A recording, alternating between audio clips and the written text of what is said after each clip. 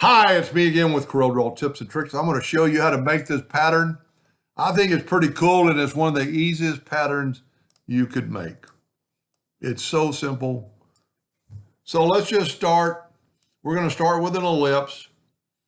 I'm going to hit P and put it in center page. It really doesn't matter.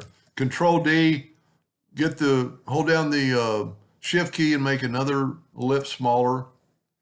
Size, I don't think really matters. That might be a little bit too big, but it's fine. Since we're working in the center of the page, so it does help, draw a 2-point line, Control D and make a duplicate, rotate it 90 degrees, and take your Smart Fill tool on any color, doesn't matter, you're not going to use that color, and fill that in. That's basically it. Now let's get rid of our lines. I'm going to take the Smart Fill color away from this, so I'm going to left click, right click, and I'm going to Control D and make a duplicate while holding down the control button. I'm going to mirror it.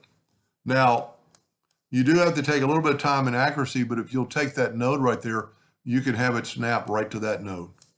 Control D and make a duplicate, get your two-sided cross, do that. It's not grouped together, but you still have them selected. Get that node right there and you're done. Take that and weld it. Now, I'm going to make this something easy to remember, so it's 5 inches. You could make it, let's make it 10. It'll make the circle a little bit bigger.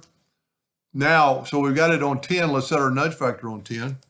Let's Control D and make a duplicate and make as many of them you like. And since it's symmetrically both ways, you can Control D and make it this. And then you've got it, and all you have to do is select it all and hit the weld key, and all those inner lines go away. And you could have made it as big as you wanted to or whatever. Take the Smart Fill tool and fill it in with red. I've been doing this lately, and then get the interactive fill tool and go across of it. And I like the red and the yellow and put yellow in that box, and it really stands out. Let's take away the outline and take a black box effect, hit black, make it black, go up to object, order, back of page, and you get that right there. That couldn't be any simpler, and you could just keep going. I like this one better. I made my circle a little bit too thick, but that's about as easy as it gets and pretty unique.